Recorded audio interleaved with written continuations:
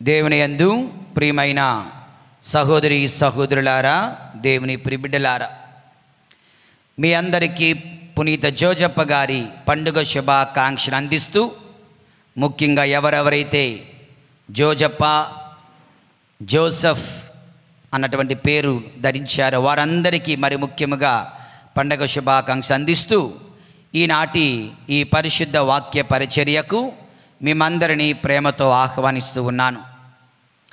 మరి ఈరోజు ఈ పండగ సందర్భంగా 4 ముఖ్యమైన విశ్వాస పాఠాలను జోజప్ప గారి జీవితాన్ని ధ్యానిస్తూ మీతో పంచుకోవాలని ఆశిస్తూ ఉన్నాను. దేవుని యందు ప్రియులారా, the 4 wonderful lessons from the life of Saint Joseph. అయితే ఈ యొక్క 4 పాఠాలు చెప్పే ముందు మనందరం కొంచెం సేపు, ఒక 10 నిమిషాలు, పావు గంట సేపు బ్యాక్గ్రౌండ్ స్టోరీ మొత్తాన్ని ఒకసారి నేర్చుకోవాలి, తెలుసుకోవాలి. బ్యాక్గ్రౌండ్ స్టోరీ మరి ఇది బహుశా కొంతమందికి తెలిసినదే, మరి కొంతమందికి బహుశా తెలియకపోవచ్చు. ఒక్కసారి ఆ యొక్క బ్యాక్గ్రౌండ్ స్టోరీ ఏంటో మనం నేర్చుకుందాం, తెలుసుకుందాం. దేవుని యందు ప్రియులారా, ఒక కథ మీతో పంచుకుంటున్నాను. కథ అంటే రియల్ సంఘటనే. ఓకే, జోజప్ప గారి గురించి తెలుసుకోవాలి అంటే మనం అమ్మ మరియమ్మ గురించి కొంచెం తెలుసుకోవాలి. అమ్మ మరియమ్మే లేకపోతే జోజప్ప గారితో పనిలే. జోజప్ప గారే సీన్లో ఉండరు. యేసు ప్రభు లేకపోతే అమ్మ మరియమ్మతోనే పని ఉండదు. అవునా కదా? అమ్మ మరియమ్మ గురించి తెలుసుకోవాలి. తెలుసుకుంటే జోజప్ప గారి గురించి తెలుసుకుంటాం. అదేవిధంగా యేసు ప్రభు గురించి తెలుసుకోవాలన్నప్పుడు మనము మరియ తల్లి గురించి లేదంటే జోజప్ప గారి గురించి తెలుసుకుంటాం. వీళ్ళందరికీ మూలం యేసు ప్రభు. అయితే జోజప్ప గారి గురించి తెలుసుకోవాలి అంటే ముందు మరియ తల్లి గురించి కొంచెం తెలుసుకున్నట్లయితే, బైబిల్ ప్రకారం మరియమ్మ యోసేపుల గురించి పూర్తి వివరాలు పెద్దగా పూర్తిగా ఏమీ లేవు. కానీ దేవుని యందు ప్రియులారా, బైబిల్ పుస్తకాలు కాకుండా అపోక్రిఫల్ బుక్స్ అని కొన్ని పుస్తకాలు ఉన్నాయి. అవి మొదటి 2 శతాబ్దాలలో చాలా ప్రాచుర్యంలో ఉండేవి. ఇవి ఎలాగున్నాయంటే, ఎలాగొచ్చాయండి అంటే, ఆ నోట ఈ నోట చెప్పబడిన కథలను, సంఘటనలను పుస్తకాలుగా రాశారు. కానీ క్యాథలిక్ చర్చ్ వాటిని బైబిల్లో చేర్చలేదు. బైబిల్ పుస్తకంలో, బైబిల్ గ్రంథంలో చేర్చలేదు. అది సెపరేట్ పుస్తకాలుగా ఉంచేశారు. మీరు నమ్మితే నమ్మొచ్చు, నమ్మకపోయినా పర్వాలేదు అన్నట్లుగా అవన్నీ కూడా ఇక పూర్వుల నుంచి వచ్చిన కథలలాగా ఉండిపోయాయి. దేవుని యందు ప్రియులారా, అందులో ఒకానొక చక్కనైనటువంటి కథ మరియ తల్లి పుట్టుక గురించి. దేవుని యందు ప్రియులారా, ఈ మరియ తల్లి పుట్టుక గురించి తెలుసుకుంటేనే జోజప్ప గారి యొక్క అవసరం, ప్రాముఖ్యత, ఆయన గొప్పతనం, ఆయన పుణ్యం, ఆయన త్యాగం, ఇవన్నీ కూడా మనం అర్థం చేసుకుంటాం. ఓకే, కానీ ఇదంతా background. Now coming to the point. మొట్టమొదటిది మరియ తల్లి పుట్టుక. అన్నమ్మ జోక్యములు పుణ్య దంపతులు, వృద్ధులైనటువంటి దంపతులు, కానీ వారికి పిల్లలు లేరు. అన్నమ్మ జోక్యముల పండగప్పుడు, మరియ తల్లి పండగప్పుడు ఇవన్నీ మనం తెలుసుకున్నాం, ధ్యానించే కనుక కొంచెం త్వరగా వెళ్ళిపోతున్నాను. ఒకరోజు దేవదూత అన్నమ్మ దగ్గరికి రావడం, ఇదిగో నువ్వు ఒక బిడ్డను కంటావు, ఆడబిడ్డను కంటావు అని చెప్పడం.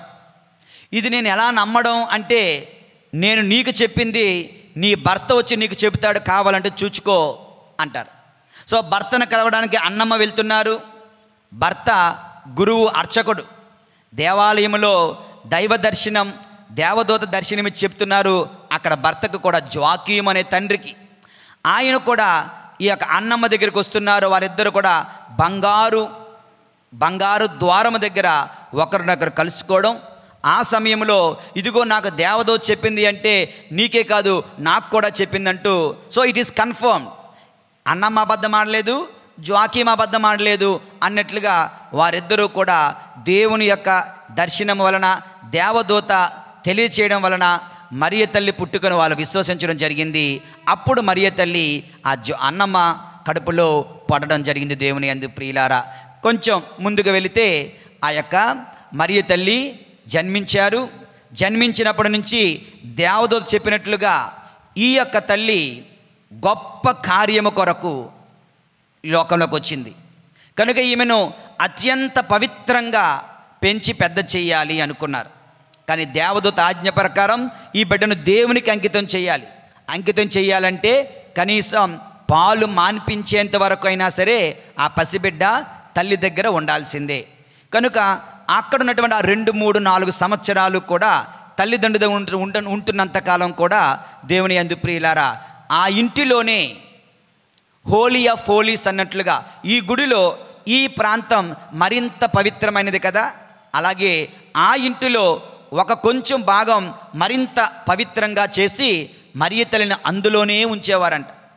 మరియ తల్లి వేసే దుస్తులు కూడా చక్కనైనటువంటి మేలిమ వస్త్రాలతో ఇసుమంత మలినము ఎక్కడా కూడా ఆమెకు తగలకుండా ఎంతో పవిత్రంగా మరియ తల్లిని ఆ యొక్క కొన్ని సంవత్సరాలు 1, 3, 4 సంవత్సరాల వరకు పెంచి పెద్ద చేయడం జరిగింది. దేవుని యందు ప్రియులారా, ఇక పాలు మాన్పించిన సమయం వచ్చింది.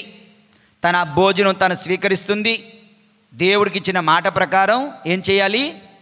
దేవునికి అర్పించాలి, దేవాలయంలో వదిలేయాలి. వీళ్ళిద్దరూ అనుకుంటున్నారు ఈ బిడ్డను దేవాలయంలో వదిలేస్తే ఉండగలదా, ఏడుస్తుందేమో అని భయపడ్డారట. వాళ్ళిద్దరూ ప్రార్థన చేసుకొని ఒక నిర్ణయానికి వచ్చారు. మనిద్దరం కలిసి ఈ బిడ్డను తీసుకొని దేవాలయం దగ్గరికి వెళ్దాం, యెరూషలేము దేవాలయం. అక్కడ మెట్లు దగ్గర పెడదాం, చాలా మెట్లుంటాయి, మెట్లు దగ్గర పెడదాం. ఈమె సంతోషంతో ఆనందంతో మెట్లన్నీ ఎక్కుకొని వెనక్కి తిరిగి చూడకుండా లోపలికి వెళ్ళిపోతే అది దేవుని చిత్తం. మనం ఇంకా ఆ బిడ్డ కోసం ఆశపడకూడదు.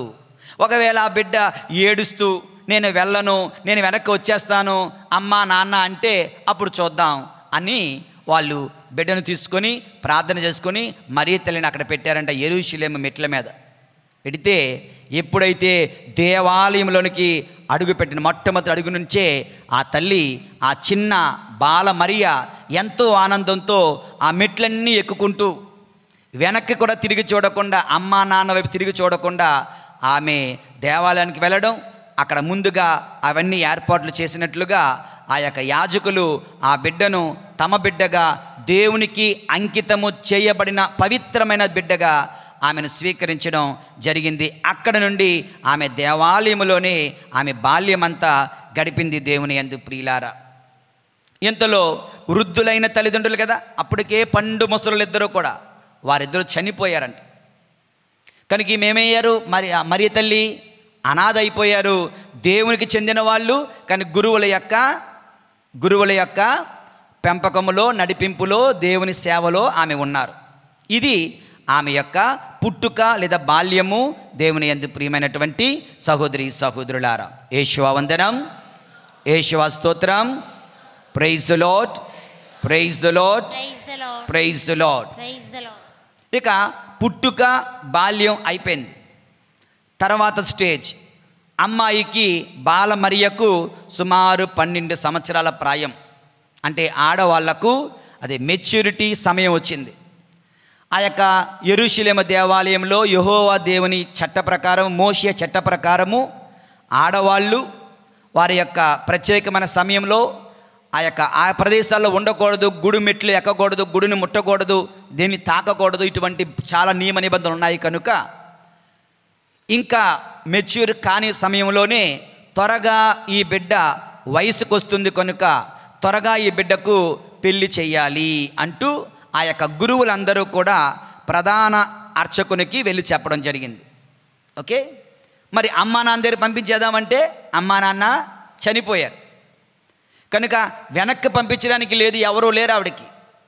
మనమే ఏదో ఒక అయ్య చేతిలో పెట్టాలంటారు కదా, ఒక వ్యక్తి చేతిలో పెట్టి చక్కనైన కుటుంబ జీవితానికి పంపించేద్దాం అనుకున్నారు. ఇంతలో ఆ యొక్క ప్రధాన యాజకుడు, ద చీఫ్ ప్రీస్ట్, దేవుని సన్నిధికి వెళ్ళి ఆయన ప్రార్థించడం మొదలుపెట్టాడు. ప్రభువా, ఈ బిడ్డ గురించి ఏం చేయమంటావు, ఈ బిడ్డను ఏం చేయమంటావు, దారి చూపించండి అని దేవుని యందు ప్రియమైన సహోదరి సహోదరులారా, అలాగా ప్రార్థించినప్పుడు దేవుని యొక్క చిత్త ప్రకారము, దేవుని యొక్క నడిపింపు ప్రకారం ఒక కబురు వచ్చిందంట ఈయనకి. ఏంటండి అంటే, ఈమెకు ఒక వరుడిని నేను ఎన్నుకున్నాను, మీరు చేయవలసిందల్లా ఆ యొక్క యూదా ప్రజలందరిలో కూడా, ముఖ్యంగా దావీదు గోత్రములో, ఓకే, యూదా ప్రజలందరూ దావీదు గోత్రం అనేటువంటి విడోవర్స్, అంటే భార్య చనిపోయిన వ్యక్తి, విడోవర్స్ లాంటి వాళ్ళు ఎవరెవరైతే ఉన్నారో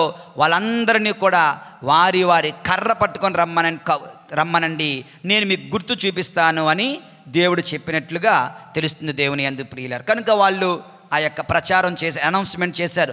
అందరూ విడోవర్స్ అందరూ కూడా, అంటే కొంచెం వృద్ధులైపోయిన వాళ్ళే, కానీ విడోవర్స్ అందరూ కూడా మీ కర్రలు పట్టుకొని రండి అన్నారు. ఎందుకు రమ్మన్నారో తెలియదు, కానీ ప్రధాన అర్చకుడు పిలిచాడంటే అందరూ వెళ్ళాలి, రాజుతో సమానం. మనకిప్పుడు పాపు గారు ఎలాగో ఒక పక్క సీఎంఏ, ప్రైమ్ మినిస్టరే, కానీ మనకి బిషప్ గారు, మన పాపు గారు ఎలాగో ఆ విధంగా దేవుని యందు ప్రియమైనటువంటి సహోదరి సహోదరులారా, ప్రధాన అర్చకుడు పిలిచాడు కదా అని ఆ ప్రాంతంలో ఉన్నటువంటి వ్యక్తులందరూ, విడోవర్స్ అందరూ, భార్య చనిపోయిన వాళ్ళందరూ ఎందుకు పిలుస్తున్నారో తెలియదు, వారి కర్ర చేతిలో పట్టుకొని వచ్చారండి అని అన్నారు. మీరందరూ మీ కర్రలు ఇక్కడ ఉంచండి, మరలా రేపు ఉదయం రండి, ఎవరి కర్ర అయితే పుష్పిస్తుందో, ఓకే, ఎవరి కర్ర అయితే లిల్లీ పుష్పాలను పుష్పిస్తుందో ఆయన దేవునికి అంకితము చేయబడిన ఈ బిడ్డను మరియను వివాహమాడాలి అని చెప్పారు. వాళ్ళందరూ కర్రలు అక్కడ పెట్టి వెళ్ళిపోయారు. ఇది ఎక్కడుంది? ఆల్రెడీ పాత నిబంధనలో ఆరోను జీవితంలో మనం చూస్తున్నాం దేవుని యందు ప్రియులారా. కనుక ఆ విధంగా వాళ్ళందరూ కర్రలు అక్కడ పెట్టి తిరిగి ఎవరింటికి వాళ్ళు వెళ్ళిపోయారు. మరుసటి రోజున ఈ యొక్క జోజప్ప, అంటే యోసేపే మనకి అర్థం అవడం కోసం జోజప్ప అని పిలుస్తున్నాను, ఓకే.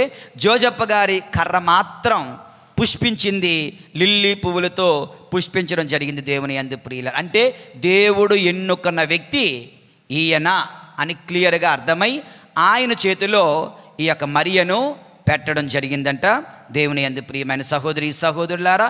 ఇది నిశ్చితార్థం జరిగిపోయింది. యేషువా వందనం, యేషువా స్తోత్రం, praise the Lord, praise the Lord, praise the Lord. So పుట్టుక, బాల్యం, నిశ్చితార్థం.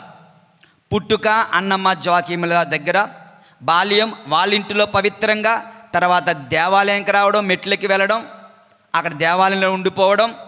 ఇక నిశ్చితార్థం, ఇక మెచ్యూరిటీ సమయం వచ్చేసరికి అదంతా అమంగళం అవ్వకుండా ఉండడం కోసం ఒక వ్యక్తి చేతిలో పెట్టాలనుకోవడం, దేవుణ్ణి అడిగితే ఇటువంటి వ్యక్తులందరిని రమ్మడం, ఆయన కర్ర పుష్పించడం, ఆయన చేతిలో నిశ్చితార్థం చేసి ఆయనకింటి పంపించడం జరిగింది దేవుని యందు ప్రియులారా. నెక్స్ట్ స్టెప్ ఏం జరుగుతుందో చూద్దాం.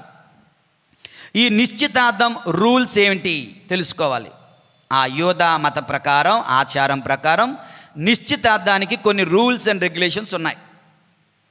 నిశ్చితార్థం జరిగిన 1 సంవత్సరం తర్వాత వివాహం జరుగుతుంది, ఓకే.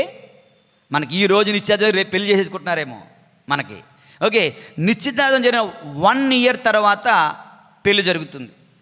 అయితే నిశ్చితార్థం అయినప్పటి నుంచి కూడా ఆయన, ఆ యొక్క పెండ్లి కుమారుడు, ఆ పెండ్లి కుమార్తెను తన ఇంటికి తీసుకుని వెళ్ళిపోవచ్చు.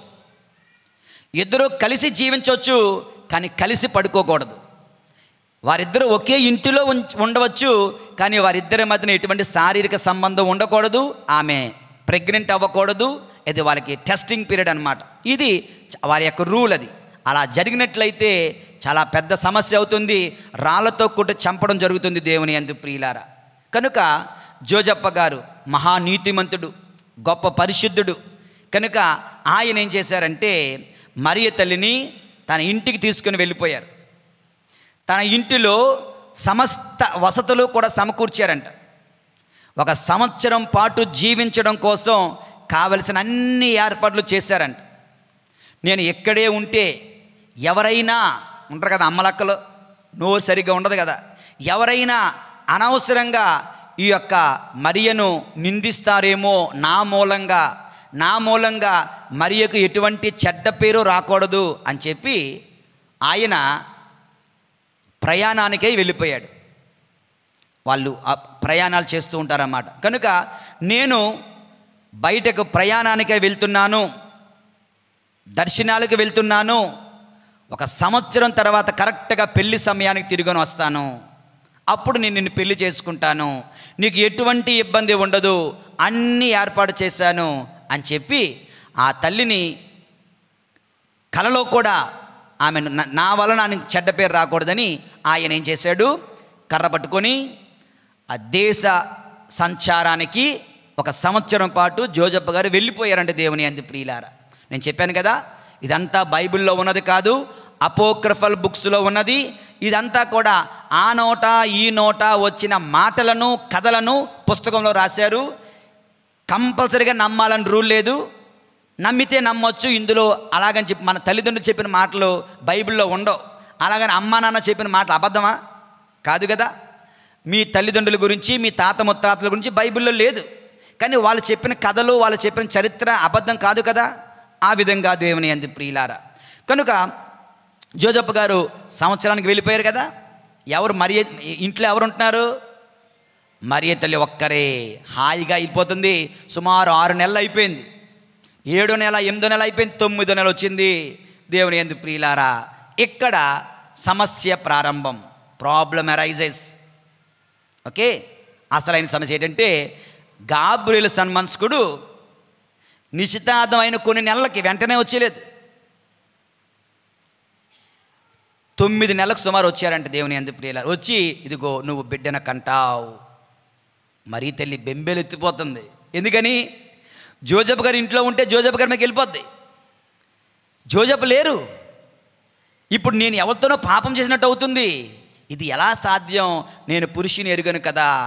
ఇది అమ్మా, ఇది పవిత్రాత్మ నీపై ఏం చేస్తుంది, సర్వోన్నతుని శక్తిని ఆవరిస్తుందమ్మా. అందువలన దైవ కుమారుడు నీ గర్భంలో పుడతాడు తల్లి, నువ్వు దేవమాత అవుతున్నావంటూ చెప్పినప్పుడు, ఏదేమైనా నేను కొట్టబడినా, నేను చంపబడినా, నేను అవమానింపబడినా, రేపు ఉదయం జోజప్ప నన్ను తిరస్కరించిన ఏదైతే అవనై, నేను ప్రభుని దాసిరాలను, నీ మాట చొప్పునే జరగనిమ్ము. ఇక్కడ గాబ్రియెల్ శ్రమ చెప్పిన తర్వాత మరి అక్కడ పరిస్థితి చూడండి. దేవుని యందు చెప్పాను కదా ముందే, బ్యాక్గ్రౌండ్ మనం తెలుసుకోవాలని. 1, జోజప్ప గారు దేశ సంచారానికి వెళ్ళారు, 9 నెలలు అయింది, 3 నెలల్లో తిరిగి వస్తాడు. 2, ఆ దర్శనంలో లాస్ట్లో ఒక మాట చెప్పాడు గాబ్రియెల్ దూత. ఏం చెప్పారు? కావాలంటే అమ్మా మరియమ్మ చూడు, నీ చుట్టమ్మకు ఎలిజబెత్ అమ్మ, ఆమె గొడ్రాలు వృద్ధురాలు, కానీ ఇప్పుడు ఆమె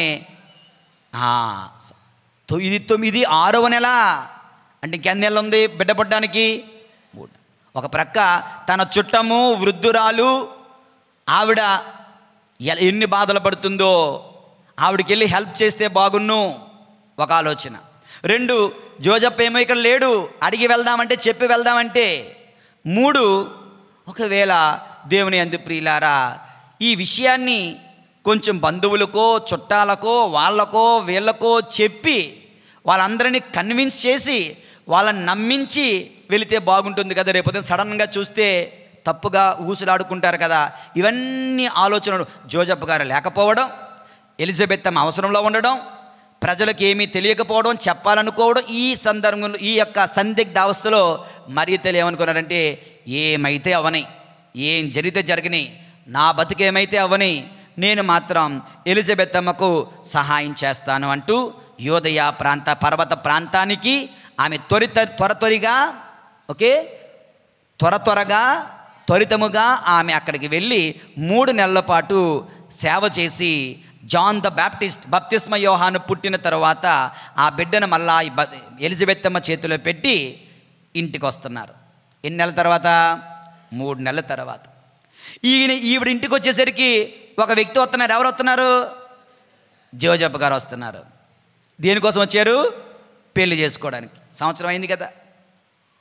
ఇంట్లోకి వచ్చేసరికి పెద్ద బాంబు బ్లాస్ట్. ఏంటది? దేవుని యందు ప్రియులారా, మరియ తల్లి వస్తున్నారు, జోజప్ప గారు వస్తున్నారు.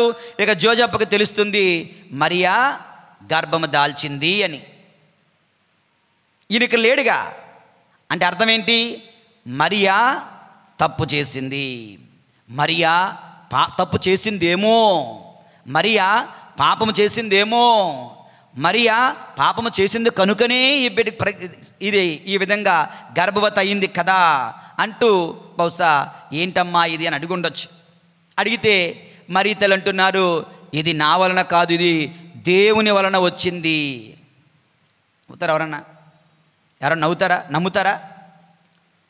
నమ్మరు కానీ నవ్వుతారు, తిడతారు, కొడతారు, వెక్కిరిస్తారు, రోడ్డుకు లాగుతారు, రాచరంపాన పెడతారు. దేవుని యందు ప్రియులారా, ఇది దేవుని నుంచి వచ్చిందంటే ఆయన జోజప్ప గారు నీతిమంతుడు. ఆయనకు ధర్మశాస్త్రం తెలుసు. ధర్మశాస్త్రంలో ఇటువంటి ఎక్కడ చరిత్రలో లేదు. తన కర్ర పుష్పించిందని నమ్మగలరు, ఎందుకంటే ఆరోను కర్ర పుష్పించింది కనుక.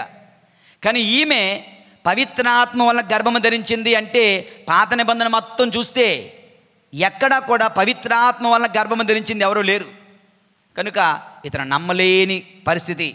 కనుక దేవుని యందు ప్రియులారా, ఈయన అనుకుంటున్నాడు ఈమె పాపము చేసి ఉంటుంది, ఈ పాప ఫలితమే ఈ గర్భము అయి ఉంటుంది.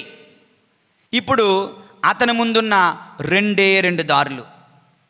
ఒక దారి, ఆయన నీతిమంతుడు కనుక, చట్టాన్ని పాటించేవాడు కనుక, ధర్మశాస్త్రాన్ని తూచా తప్పకుండా పాటించేవాడు కనుక ఆయన ఏం చేయాలంటే ఆమెను తీసుకొని ఎవరైతే పెళ్లి చేశారో ఎవరో ప్రధానార్చకులు ఆయన దగ్గరికి వెళ్ళి కంప్లైంట్ రిజిస్టర్ చేయాలి.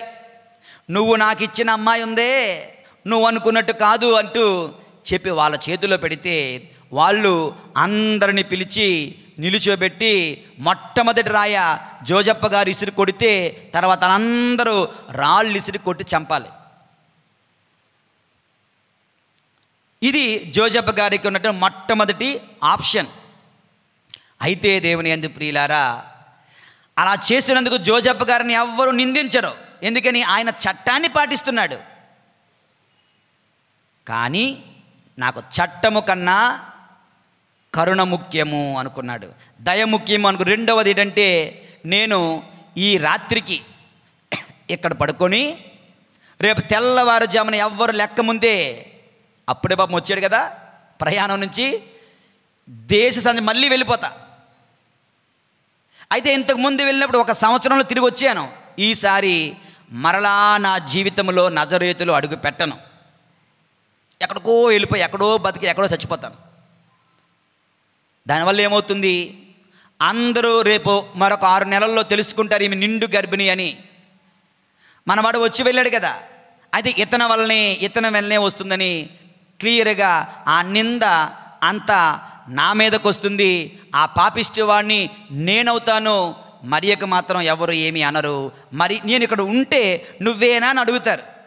నేను కాదు, నేను అంటే అబద్ధం, నేను కాదు అంటే మరణం. అబద్ధం చెప్పలేడు, మరణాన్ని చూడలేడు. దానికి ఒకటి నేను ఇక్కడ ఉండకూడదు, కానీ నేను ఇక్కడి నుంచి వెళ్ళిపోతాను. కనుక వాళ్ళు వచ్చి అడుగుతారు నువ్వేనా అని. అడగడానికి నేను లేనుగా, కనుక ఆయనే అయి ఉంటాడులే అని ఆమెను ప్రాణాలతో ఉంచుతారు. ఆమె అన్ని ఏర్పాట్లు చేసేసాను కనుక ఇల్లుంది, అన్నీ ఉన్నాయి, ఆమె బతికేయగలదు, పర్వాలేదు అనుకొని ఆయన ఈ రాత్రికి ఇక్కడ పనుకొని తెల్లవారి నేను ఇక్కడి నుంచి వెళ్ళిపోతాను అనుకొని ఆయన నిద్రించాడు. దేవుని యందు ప్రియమైన సహోదరి సహోదరులారా, జోజప్ప గారి కథ, జోజప్ప గారి పండగ రోజున జోజప్ప గారి కథ తెలుసుకుంటున్నాం. ఈ జోజప్ప గారి కథ తెలుసుకోవడం కోసం మరియ తల్లి పుట్టుక నుంచి మొత్తం తెలుసుకొని వచ్చాం. దేవుని యందు ప్రియులారా, మరి ఈ సమయంలో ఈ జోజప్ప గారు ఇలా రహస్యంగా విడిచి వెళ్ళిపోదాం అనుకోవడంలో ఆయన యొక్క జీవితము, ఆయన యొక్క ఆలోచన, ఆయన మనస్తత్వము మనకు నేర్పుతున్న 4 పాఠాలను ఒక్కొక్కటిగా ధ్యానిద్దాం. దేవుని యందు ప్రియమైన సహోదరి సహోదరులారా, యేషువా వందనం, యేషువా స్తోత్రం. Praise the Lord, praise the Lord, praise the Lord, praise the Lord, praise the Lord, praise the Lord, praise the Lord, praise the Lord, praise the Lord, praise the Lord. Okay, వింటున్నారా? ఇక్కడే ఉన్నారా? జాగ్రత్తగా ఆలకించండి. మన కుటుంబాలలో ఏం జరుగుతుందో, ఎక్కడ ఏం జరుగుతుందో ఒక్కసారి పోల్చి చూచుకుందాం. దేవుని యందు ప్రియులారా, మత్తయి శుభవార్త 1వ అధ్యాయం 18వ వచనం, 19వ వచనం, 20వ వచనం. ముందు 18వ వచనం చదువుదాం. నా తర్వాత చెప్పను అందరూ. యేసుక్రీస్తు పుట్టుక రీతి ఏమన్నా, ఆయన తల్లి అయినా మరియమ్మకు యోసేపుతో వివాహము నిశ్చయించబడినది. కానీ వారిరువురును కాపురము చేయకముందే పవిత్రాత్మ ప్రభావము వలన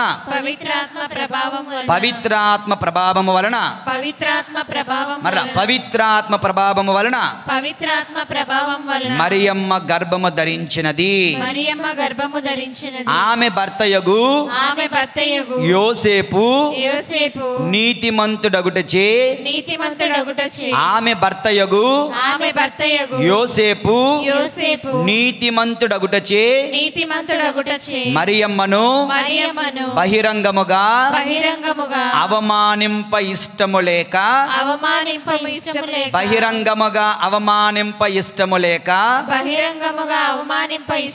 రహస్యముగా పరిత్యజించుటకు నిశ్చయించుకొనెను. దేవుని యందు ప్రియులారా, జోజప్ప గారు బహిరంగముగా అవమానింప ఇష్టము లేక రహస్యముగా పరిత్యజించుటకు నిశ్చయించుకొనెను. దేవుని యందు ప్రియులారా, మొట్టమొదటి జీవిత పాఠం, నో అక్యూజ్ నో అబ్యూజ్. ఇది నా టైటిల్. మొట్టమొదటి లెసన్కి నేను ఇచ్చిన title no accuse no abuse. No accusation అనగా నిందించలేదు, దూషించలేదు, బాధించలేదు. చెప్పండి అందరూ, నిందించలేదు, బాధించలేదు.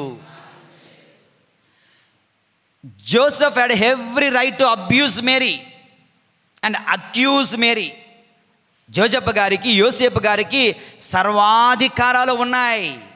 మరియ తల్లిని అవమానించడానికి, మరియ తల్లిని నిందించడానికి, మరియ తల్లిని దూషించడానికి, మరియ తల్లిని బాధించడానికి. దేవుని యందు ప్రియులారా, కానీ మరియను నిందించడానికి కానీ దూషించడానికి కానీ సర్వ హక్కులు ఉన్న అతడు ఒక్క మాట అంటే ఒక్క మాట పలకలేదు. ఒక్క మాట పలకలేదు. అంటే ఆయన చేతకానివాడా? కాదు. ఆయన నీతిమంతుడు. ఆయన చేతకానివాడు కాదు, ఆయన దయాపరుడు. తాను అనుకున్నట్లు పాపి అని అనుకుంటున్న మరియపై జాలి చూపిస్తున్న నీతిమంతుడు. మరణించవలసిన మరియను ప్రాణంతో బతుకుంటే బాగున్ను అని ఆలోచిస్తున్నటువంటి కరుణామయుడు, దయామయుడు, కరుణ చూపేవాడు, జాలి చూపేవాడు. ఎవరైతే దయను చూపుతారో వారు దేవుని దయను పొందెదరు కదా. దయామయులు ధన్యులు, వారు దేవుని దయకు పాత్రులగుతారు కదా. దేవుని యందు ప్రియులారా, ఆమెను రోడ్డుకు లాగడం లేదు. అందరిలో దోషిగా, వ్యభిచారినిగా నిలబెట్టడం లేదు. That is the character of Joseph. That is the beauty of Saint Joseph. That is the goodness of Saint Joseph. దేవుని యందు ప్రియులారా, మరి ఇది మన జీవితానికి ఏం చెప్తుంది తెలుసా? నేటి సమాజంలో పెళ్ళిళ్ళు ఎన్ని అవుతున్నాయో విడాకులు అన్నీ అవుతున్నాయి, పెటాకులు అన్నీ అవుతున్నాయి, ఇంకా అంతకన్నా ఎక్కువే అవుతున్నాయేమో. 4 పెళ్ళిళ్ళు అయితే ఒక 8 ఫట్లు విడాకులు అవుతున్నాయేమో. ఒకవేళ నీ జీవితంలో, నీ కుటుంబంలో నీ జీవిత భాగస్వామి నీకు అన్యాయం చేసిందే అనుకో, నీకు అన్యాయం చేశాడే అనుకో. What do you do? ఏం చేస్తావు? వాడంతు చూస్తా అంటావా? మగవాళ్ళైతే ఇది నరికి ముక్కలు పెడతా అంటాం కదా. దేవుని యందు ప్రియమైనటువంటి సహోదరు, ఒక్కొక్కసారి ఆ భార్య కానీ భర్త కానీ తప్పు చేయకపోయినా కేవలము అనుమానము అనే ఒక చిన్న జబ్బుతో ఏం చేస్తున్నావు? నీ జీవిత భాగస్వామి తప్పు చెయ్యకపోయినా చిన్న అనుమానంతో ఆమెను తిట్టి, దూషించి, వేధించి, బాధించి, అవమానించి, ఏడిపించి, దినదినము క్షణక్షణము చావును పరిచయం చేయడం లేదా? చంపుకు తినడం లేదా? భార్య ఉద్యోగానికి వెళ్తుంది, వీడికి ఉద్యోగం లేదు అనుకుందాం. పోతే భర్త ఉద్యోగానికి లేటుగా వచ్చాడు అనుకుందాం. నిజంగానే తప్పు చేశాడు, తప్పు చేసింది నువ్వు కల్లారా చూసావే అనుకుందాం. దేవుని యందు ప్రియులారా, మనం ఏం చేస్తున్నాం? మన కుటుంబాల్లో, మన సమాజంలో పంచాయతీలు, సెటిల్మెంట్లు, పెద్దలను పిలవడం, తల్లిదండ్రులకు చెప్పడం, అరవడాలు, కరుసుకోవడాలు, కొట్టుకోవడాలు, తన్నుకోవడాలు, పోలీస్ స్టేషన్లు, కోర్టులు, ఇదే కదా. ఇంకెలాగైతే నీ బంధం, నీ కుటుంబం నిలబడేదట. ఒకవేళ నీ జీవిత భాగస్వామి, నీ లైఫ్ పార్ట్నర్ నీకు అన్యాయం చేస్తే బై మిస్టేక్ కడుపులో దాచుకో. వీలైతే కొంత ప్రేమ చూపించు, వీలైతే కొంచెం దయ చూపించు, కొంచెం ఓపిక పట్టు, సహనం చేయి, సహనాన్ని పెట్టుకో, సహనం చూపించు, నిజ నిజాలు తెలుసుకో, తొందరపడకు, అసలు ఏమైందో విను, వీలైతే అర్థం చేసుకో, ఇంకా వీలైతే కొంచెం క్షమించు. కొత్త జీవితాన్ని ప్రారంభించండి. కుటుంబాలను బ్రద్దలు చేసుకోకండి, ముక్కలు చేసుకోకండి. ఒక చిన్న తప్పు జరిగింది అనుకొని పోనీ జరిగితే కూడా దేవుని యందు ప్రియులారా, ఇలా ఈ రోజున సెయింట్ జోసెఫ్, పునీత జోజప్ప గారు మనకు నేర్పుతున్న ఈ మొట్టమొదటి పాఠం ఏంటంటే, తనకు సర్వ హక్కులు ఉన్న దూషించడానికి, అవమానించడానికి, నిందించడానికి he did not say single word, ఒక్క మాట కూడా పలకలేదు. దేవుని యందు ప్రియులారా, మౌనాన్ని వహించాడు. కాలమే సమాధానం చెప్పింది. మనం వీధుల్లో పెట్టేసుకుంటున్నాం, రోడ్ల మీద లాగేసుకుంటున్నాం, పబ్లిక్ చేసేసుకుంటున్నాం, అందరికీ చెప్పేసుకుంటున్నాం, వాడు పరువు తీసేసుకుంటున్నాం. ఇలా దేవుని యందు ప్రియుల, ఆ విధంగా మన కుటుంబాలను నాశనం చేసుకోకూడదని ఈరోజు ఈ జోజప్ప గారి పండగ సందర్భంగా మనకు ప్రభు అయిన దేవుడు తెలియచేస్తున్నారు. దేవుని యందు ప్రియుల, it does not mean that okay అయితే తప్పు చేయొచ్చు అని కాదండోయ్. దయించి తప్పుగా అర్థం చేసుకోకండి. పొరపాటున అలా జరిగితే, బై మిస్టేక్ జరిగితే సహనాన్ని చూపించవచ్చు, ఓర్పును వహించవచ్చు, మంచితనాన్ని ప్రదర్శించవచ్చు, పరువుని కాపాడవచ్చు, క్షమను అందించవచ్చు. ఓకేనా? యేషువా వందనం, యేషువా స్తోత్రం. Praise the Lord, praise the Lord, praise the Lord, praise the Lord. ఇష్టం లేనట్టుంది ఈ పాయింట్. ఏదో అయ్యయ్యో అదలాగవుతుంది అంటారా? అదలాగవుతుందంటే చూసారా, అతను అనుకున్నట్టు చేసాడు అనుకో, ఈరోజు మనకు రక్షణ ఉండకపోయేది కదా. ఎందుకంటే అనుకోవడం వేరు, నిజంగా జరగడం వేరు. జరగకుండానే 99% జరగకుండానే ఏదో అయిపోయిందని ఊహించుకోవడంలోనే ఎక్కువ పొరపాట్లు. దేవుని యందు ప్రియ, చాలామంది నువ్వు ఎలాగా అనుమానించే కదా, అదే నిజం చేస్తాను, ఇదొక బాధ. మనకు అవసరమా? దేవుని యందు ప్రియమైన సహోదరి సహోదరుల, ఇది మొదటి ధ్యానాంశం. యేషువా వందనం.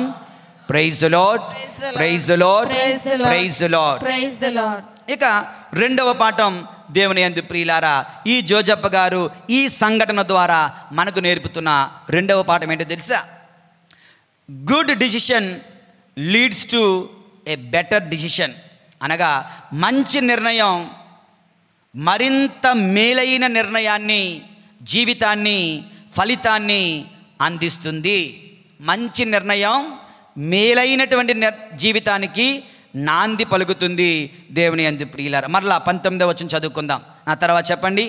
ఆమె భర్తయగు యోసేపు నీతిమంతుడగుటచే మరియమ్మను బహిరంగముగా అవమానింప ఇష్టము లేక రహస్యముగా పరిత్యజించుటకు నిశ్చయించుకొనెను. ఇక్కడ రెండు నిర్ణయాలని చెప్పాను కదా జోజప్ప గారికి. 2 ఆప్షన్స్, 2 వేస్. ఇదా ఏంటి? ఒకటి, చట్ట ప్రకారం, న్యాయం ప్రకారం ఆమెను శిక్షించాలి, దండించాలి, రాళ్లతో కొట్టి చంపాలి. రెండవది, వదిలేద్దాం, పోనీలే, నా బతుకు నేను బతుకుతాను. చిన్న ఆయన తీసుకుంటున్నటువంటి నిర్ణయంలో చిన్న మంచితనం, పాజిటివిటీ, చిన్న దయ, చిన్న కరుణ, చిన్న ప్రేమ, జాలి కదా, దేవుని యందు ప్రియులారా, చాలాసార్లు నాకు డౌట్గా ఉంది, దేవుడే నాకు చెప్పాలి, దేవుడే నాకు చెప్పాలి, దేవుడే నాకు దారి చూపించాలి. నో, నిర్ణయం తీసుకోవాల్సింది నువ్వే, దేవుడు కాదు. దేవుడు ఎవరిని కూడా పుష్ చేయడు, బలవంతం చేయడు, తొయ్యడు.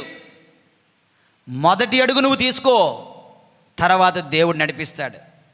ఇక్కడ దేవుడు వెంటనే వచ్చి చెప్పడం లేదుగా. దేవుడు వెంటనే దేవదూతను పంపించి మనోడు ఏదో కంగారు పడుతున్నాడు, వీళ్ళు అసలైన సంగతి చెప్పు అని చెప్పడం లేదు. God is waiting for the kind of decision Joseph is about to take.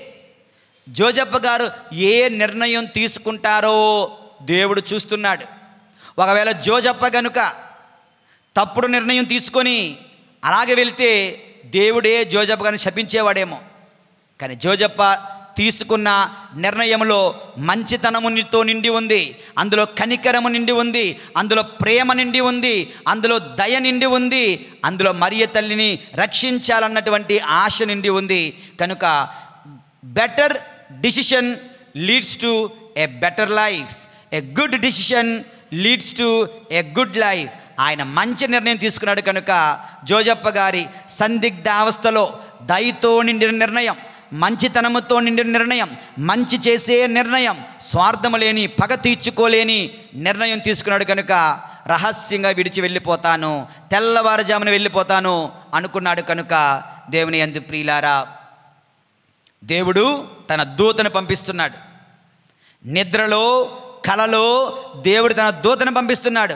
మన జీవితంలో కూడా, మన సందిగ్ధావస్థలో కూడా మంచి నిర్ణయాలు తీసుకోవాలి, మంచి చేసే నిర్ణయాలు తీసుకోవాలి, ఇతరులకు మేలు చేసే నిర్ణయం తీసుకోవాలి. మనం ఒకరి అంతు చూసే నిర్ణయాలు, ఒకరి మీద పగ తీర్చుకునే నిర్ణయాలు, ఒకరిని నాశనం చేసే నిర్ణయాలు మనం తీసుకోకూడదు. దేవుని యందు ప్రియులారా, మంచి మన పక్షాన ఉంటే దేవుడు మన పక్షాన ఉంటాడు. ఎప్పుడు కూడా మంచి పక్షాన మీరు నిలవండి. మంచి నిర్ణయాలు తీసుకుంటే దేవుడు తన సహాయాన్ని అందిస్తాడు. ఆయన మంచి నిర్ణయం తీసుకున్నాడు కనుక దేవదూత సహాయాన్ని అందించాడు. ఆయన డౌట్లన్నీ క్లియర్ చేస్తున్నాడు. నువ్వేం కంగారు పడకయ్యా, అది ఏ పాపం మా అమ్మ మరియ తల్లి చేయలేదు, అది పరిశుద్ధ ఆత్మ, అది లోకరక్షకుని ఉద్భవం కొరకు ఆమె కారణ జన్మురాలు, దైవ కుమారుడు జన్మిస్తున్నాడు అంటూ దైవ సహాయం అందింది. దేవుని యందు ప్రియులారా, because he took a good decision. మన జీవితాలలో మంచి నిర్ణయాలు తీసుకుందాం. అన్ని విషయాలలో కూడా, పెళ్ళిళ్ళ విషయాల్లో కూడా, పెళ్ళిళ్ళ విషయాలలో నువ్వు మంచి నిర్ణయం, దేవుని చట్ట ప్రకారం నిర్ణయం ఏంటో తీసుకో, దైవ సహాయం వస్తుంది నీకు. నువ్వు తీసుకునే నిర్ణయంలో దేవుని చట్టమునకు, దేవుని ఆజ్ఞకు, దేవుని చిత్తమునకు విరుద్ధంగా నువ్వు నిర్ణయాలు తీసుకొని నాకు దేవుడు సహాయం చేయాలి అంటే ఎలా? నీ నిర్ణయాన్ని బట్టి దాని కాన్సిక్వెన్స్ కూడా, ఫలితాన్ని కూడా నువ్వు అనుభవించాల్సిందే ప్రియమైన సహోదరుడా, సహోదరి. ఓకే, ఇక్కడే ఒక చిన్న మాట కూడా, మంచి పక్షాన మనం ఉంటే దేవుడు మన పక్షాన ఉంటాడు. చెప్పండి, ఎలక్షన్స్ వస్తున్నాయి కదా, మంచి పక్షాన ఉండండి, దేవుడు మన పక్షాన ఉంటాడు. ఓకే, యేసువందనం. Praise the Lord, praise the Lord, praise the Lord. ఇంతకుమించి ఎక్కువ చెప్పకూడదు ఎలక్షన్స్ కోసం. ఇక దేవుని యందు ప్రియులారా, మూడవ జీవిత పాఠం మనం ఈ యొక్క జోసెఫ్ గారి జీవితం మనకు నేర్పుతుంది. ఏంటో తెలుసా? Be ready to take the sin of others and the consequence of the sin of others. Okay, అనగా ఇతరుల పాపాలను భరించడానికి సిద్ధపడాలి. చెప్పండి అందరూ, అందరూ గట్టిగా. నిద్రపోతున్నారా? గట్టి చెప్పండి. ఇతరుల పాపాలను భరించడానికి సిద్ధపడాలి. దేవుని యందు ప్రియులారా, ఇక్కడ మరొకసారి మత్తయి శుభవార్త 1వ అధ్యాయము అదే 19వ వచనంలో 20వ వచనంలో మనం చూస్తున్నాం. ఆమె భర్తకు యోసేపు నీతిమంతుడైతే మరియమ్మను బహిరంగముగా అవమానింప ఇష్టము లేక రహస్యముగా పరిధించుటకు నిశ్చయించుకొనెను. అంటే ఆయన ఏమనుకుంటున్నాడు? మరియ పాపము చేసింది, ఆ ఫలితమే ఆ గర్భము, ఆ పాపము, నా మీద పడని, నా నెత్తి మీద పడని, ఆ ఫలితము నా నెత్తి మీద పడని, ఊరంతా నన్నే తిట్టుకొని, ఊరంతా నన్నే ఆడిపోసుకొని, వాడు దుర్మార్గుడు, వాడు మోసగాడు, వాడు అన్యాయం చేశాడు, అది ఇదని తిట్టుకొని అంటూ అతను అనుకున్నట్లుగా మరియమ్మ తప్పు చేసింది అనుకున్నాడు కనుక ఆ తప్పు నా నెత్తి మీద పడాలి, ఆ చెడ్డ పేరు నాకే రావాలి అంటూ ఆ తప్పును తనపై వేసుకోవడానికి సిద్ధపడ్డాడు ఈ యొక్క జోజప్ప. దేవుని యందు ప్రియమైన సహోదరి సహోదరులారా, ఆ తర్వాత అదొకటి. తర్వాత రాత్రి మీద నిద్రపోతుంటే కలలో దేవదూత వచ్చి మరియమ్మను స్వీకరించు. మరొకడు, నేను ఎందుకు స్వీకరించాలి అనొచ్చుగా. కలలో డైరెక్ట్గా వస్తే కలలో చెప్పినా విశ్వసిస్తున్నాడు, అర్ధరాత్రి చెప్పినా విశ్వసిస్తున్నాడు, నమ్ముతున్నాడు. దేవుని యందు ప్రియులారా, పట్టపగలు మైకు పట్టుకొని అరిసి చెబితే ఏం చేస్తున్నా? నిద్ర వస్తే బాగున్ను అని చూస్తున్నావా? మనం ఇక్కడ అర్ధరాత్రి కటిక చీకటి మంచి నిద్రలో కలలో వచ్చి దేవదో చెప్పినా సరే మరియమ్మను స్వీకరించుటకు భయపడవలదు. Yes Lord, no more questions, no more questions. దేవుని యందు తర్వాత విషయంలో కూడా చెప్తాను, అదే మళ్ళా ఒక్క ప్రశ్న అడగలేదు దేవుని యందు ప్రియులారా. ఎవరికో పుట్టిన బట్టి నేనేందుకు స్వీకరించాలి అన్నాడా? ఎవరికి పుట్టినా నేనే స్వీకరిస్తాను.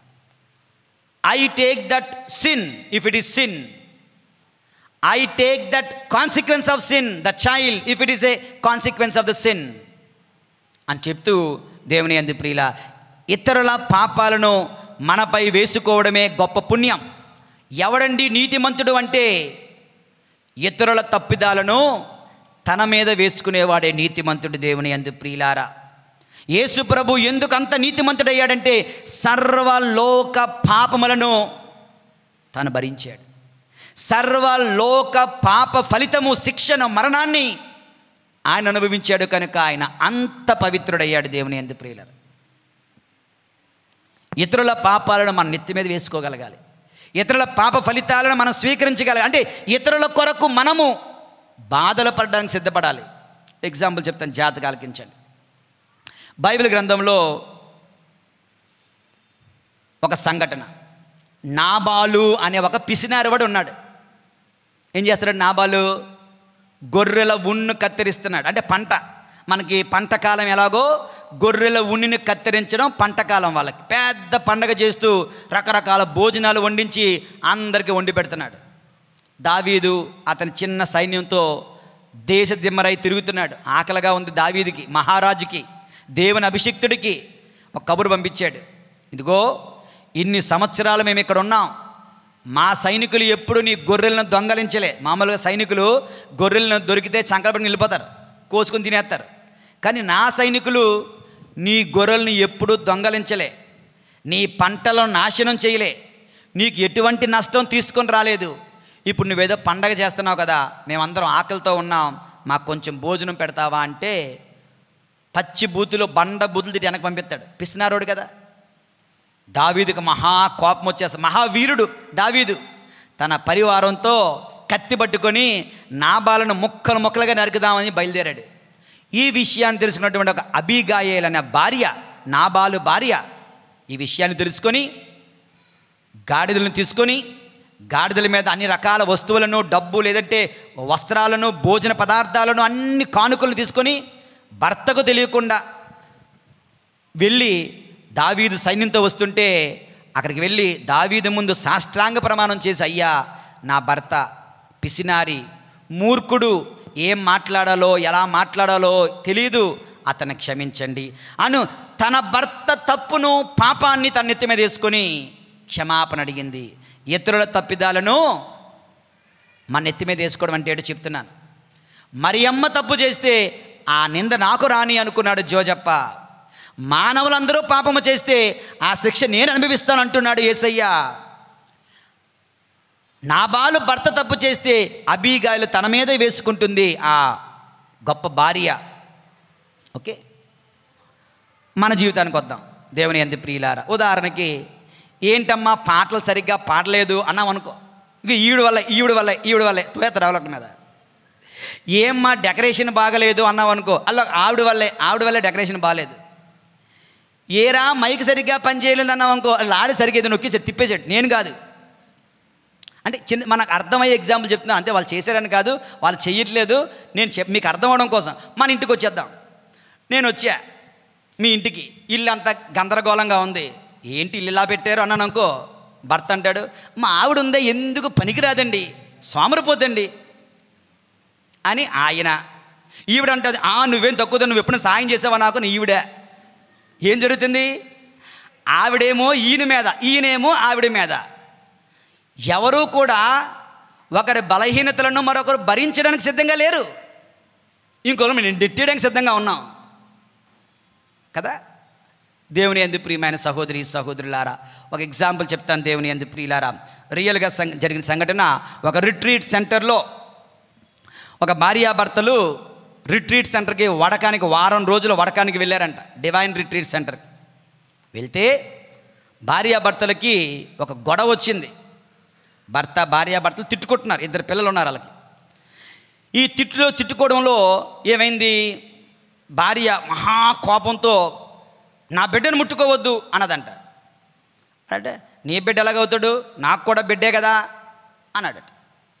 ఎవడు చెప్పాడు, నీ బిడ్డ కాదు, నీకు పుట్టలేదు, నా బాయ్ ఫ్రెండ్కి పుట్టాడు, నీకు ఆ విషయం నిజం, అది నిజంగా జరిగింది, రియల్గా నేను దాసాను ఎన్నాళ్ళు, ఇప్పుడు చెప్తున్నాను అంటే అతను ఏడవాలి, ఇంకా ఏడవాలని చెప్పేసి ఆయన గుండెలు పగిలినట్టు ఏడుస్తూ ఏం చేయాలో తెలియక సరే ప్రార్థనకి వెళ్దామని ఇద్దరు కలిసి ప్రార్థనకు వచ్చారు. రిట్రీట్కి వెళ్ళారు. అక్కడ వారమంతా ప్రార్థిస్తూ ఏడుస్తూ ప్రార్థిస్తూ దేవుని అడుగుతూ బైబిల్ తీసాడంట. బైబిల్ తీసాడు, ఈ వాక్యం వచ్చిందంట, జోజప్ప రహస్యంగా విడిచి వెళ్దాం అనుకున్నారు. అంటే ఆ ప్రసంగంలో ఫాదర్ గారు కూడా ఇతరుల తప్పిదాలు మీరు స్వీకరించాలి అన్నప్పుడు అతను అర్థం చేసుకున్నాడంట, నా భార్య తప్పు చేసింది కరెక్టే, నేను ఒప్పుకుంటాను. ఇప్పుడు నాకు కూడా జోజప్ప 2 దారులు, ఆవిడని వదిలేయడం, నా దారి నేను చూసుకోవడం, లేదంటే ఆవిడని క్షమించి మళ్ళా నా కుటుంబాన్ని నిర్మించుకోవడం అనుకొని వెళ్ళి రిట్రీట్ అయిన తర్వాత ఆ లాస్ట్ రోజు భార్య దగ్గరికి వెళ్ళి, ఓకే నేను నిన్ను ప్రేమిస్తున్నాను, I still love you and I accept, నేను అర్థం చేసుకుంటాను, తప్పు చేసావు, పొరపాటు చేసావు, వేరొకరితో బిడ్డ కన్నా అది కూడా అర్థం చేసుకుంటున్నాను, నేను నీకు క్షమిస్తున్నాను, ఆ బిడ్డను కూడా నా కన్న బిడ్డ కన్నా ఎక్కువగానే చూసుకుంటాను అని ఆయన చెప్పేసరికి ఫస్ట్లో ఆవిడ అన్నది, కానీ నెమ్మదిగా 1 year తర్వాత ఆవిడ సాక్ష్యం చెప్పిందంటే, దేవుని యందు ప్రియులారా, నా భర్తను నేను ఇంకా ఎక్కువగా ప్రేమించడం మొదలుపెట్టాను, నా భర్త ఇంత మంచివాడని నాకు తెలియదు. దేవుని యందు తన భార్య తప్పును భర్త నెత్తి మీద వేసుకున్నాడు, దాని ఫలితాన్ని కూడా స్వీకరించడానికి సిద్ధపడ్డాడు. కనుక వాళ్ళ కుటుంబం నిలబడింది, వాళ్ళ ప్రేమ బలపడింది. ఈ రోజున యేసు ప్రభు మనందరినీ కూడా ప్రేమిస్తూ మన పాపాలు అతని మీద వేసుకున్నాడు కదా, మరి మనం కూడా అతను మరింత ఎక్కువగా ప్రేమించాలి కదా. దేవుని యందు ప్రియులారా, ఇతరుల తప్పిదాలను, ఇతరుల పాపాలను, ఇతరుల బలహీనతలను అవసరమైతే మన నెత్తి మీద వేసుకోవడం చూడాలి, కానీ వాళ్ళు చేయలేనిది కూడా వాళ్ళ మీద తోసేయడానికి మనం ప్రయత్నించడం అది అన్యులు చేసే పని, అవిశ్వాసులు చేసే పని, క్రైస్తవులు చేయవలసిన పని కాదు. దేవుని యందు ప్రియమైన సహోదరి సహోదరు, ఇది 3వ పాఠం. యేషువా వందనం, యేషువా స్తోత్రం, praise the Lord, praise the Lord, praise the Lord, praise the Lord, praise the Lord, praise the Lord, praise the Lord, praise the Lord. ఇక ఆఖరి పాఠం 4వది. దేవుని యందు ప్రియులారా, దీనికి నేను పెడుతున్న పేరు ఏంటంటే, ఎవరు గొప్ప, నువ్వా నేనా? కుటుంబంలో ఎవరు గొప్ప, భర్త భార్య? కుటుంబంలో ఎవరు గొప్ప, తండ్రా తల్లా? చూద్దాం. ఓకే, కొన్ని కుటుంబాల్లో జెంట్స్ డామినేషన్ ఉంటే కొన్ని కుటుంబాల్లో లేడీస్ డామినేషన్ ఉంటుంది. ఓకే, అది మీకు తెలుసు, నాకు తెలియదు, మీరు నవ్వుకోండి కావాలంటే. మత్తయి శుభవార్త 2వ అధ్యాయం 13వ వచనం. మత్తయి శుభవార్త 2వ అధ్యాయం 13వ వచనం చదవనమ్మా. వారు వెళ్ళిన పిదప ప్రభువు దూత యోసేపునకు కలలో కనిపించి శిశువును చంపుటకు హేరోదు వెతకబోవచ్చున్నాడు. కావున నీవు లేచి బిడ్డను తల్లిని తీసుకొని ఐగుప్తునకు పారిపోము. నేను చెప్పు వరకు అచటనే ఉండుము. దేవుని యందు ప్రియులారా, ఓకే, చాలా చక్కగా దేవదూత నిద్రపోతున్న వాడిని మళ్ళా లేపి, నిద్రపోనట్లేదు పాపం జోజప్ప గారిని, ఓకే, ఇప్పుడు కూడా మనం లేపేస్తున్నాం పాపం, ఓకే, నిద్రపోతున్న వారిని మరలా లేపి నువ్వు లెగు ఐగుప్తుకు వెళ్ళు అంటున్నారు దేవుని యందు ప్రియులారా. ఒక్కసారి ఆలకిద్దాం, జాగ్రత్తగా ఆలకి ధ్యానించండి. అక్కడ జకరియా దైవ దర్శనం కలిగినప్పుడు జకరియా ఏమన్నాడు? ఇది ఎలా సాధ్యం? మా ఆవిడ వృద్ధురాలు, నేను వృద్ధుడిని కదా అన్నాడు, ప్రశ్నించాడు. మరియతలు కూడా ప్రశ్నించి, నేను పురుషుని ఎరుగును కదా, ఇది ఎలా సాధ్యం? కానీ జోజప్ప గారు ప్రశ్నించారా?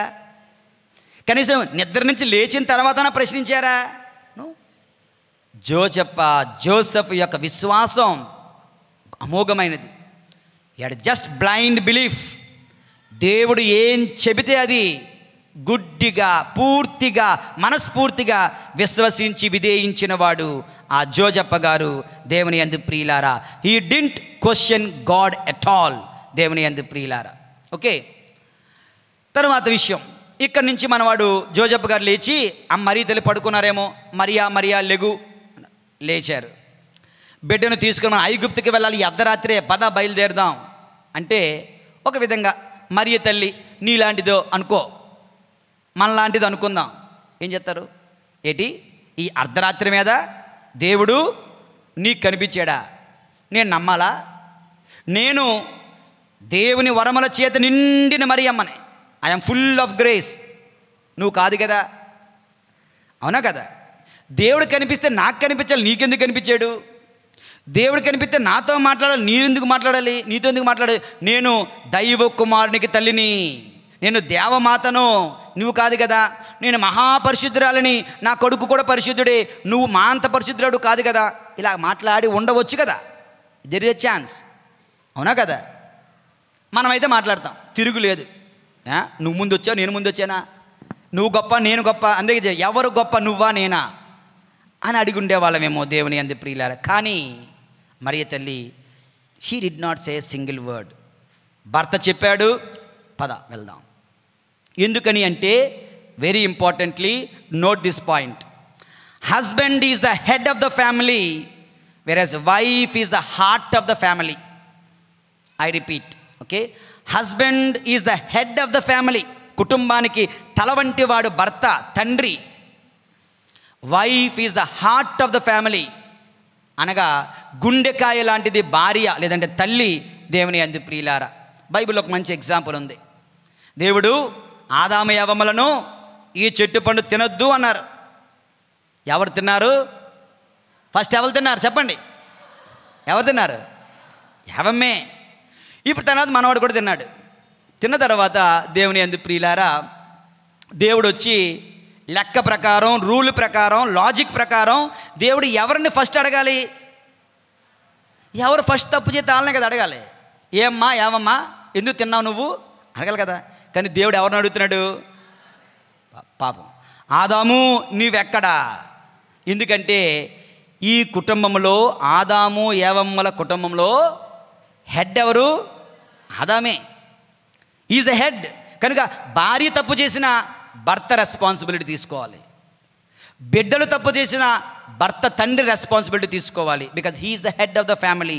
దేవుని యందు ప్రియమైనటువంటి సహోదరి సహోదరులారా, కనుక అనేక మార్లు, 3 సార్లు మరియ తల్లికి ఒక్కసారే దేవుడు దర్శనమిచ్చాడు, దేవదూత దర్శనమిచ్చారు. కానీ జోజప్ప గారికి 3 సార్లు దర్శనమిచ్చారు. ఏమని?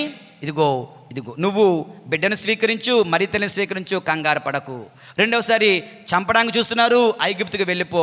మూడవసారి ఏ రోజు చచ్చిపోయాడు, మరలా వెనక్కి వచ్చాయి. ఎందుకంటే is the head of the family. దేవుని యందు ప్రియులారా, మన కుటుంబాలలో, ఈ సమాజంలో ఫెమినిజం వచ్చేస్తుంది కదా. ఫెమినిజం, ఆడవాళ్ళు తక్కువ తినలేదు అంటున్నారు కదా, మేము సమానమే.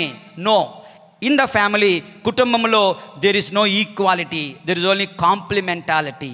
అంటే ఒకసారి భర్త మాట వినాలి, ఒకసారి భార్య మాట వినాలి. కనుక ఇద్దరు ఈక్వల్ అని చెప్పడానికి లేదు. ఒకే దేశానికి ఇద్దరు ప్రైమ్ మినిస్టర్లు అయితే నరకం చూసేస్తాం. ఒక ప్రైమ్ మినిస్టరు, ఒక హోమ్ మినిస్టరు బాగా నడుస్తుంది. ఒక కుటుంబంలో ఒకే హెడ్ భర్త, ఒకే హెడ్ తండ్రి, ఓకే, తర్వాత తల్లి, తర్వాత భార్య, ఆయనకు అందరూ విధేయించాల్సి ఉంది. మరి ఈ రోజున మీ కుటుంబంలో ఎంతమంది భార్యలు భర్తల్ని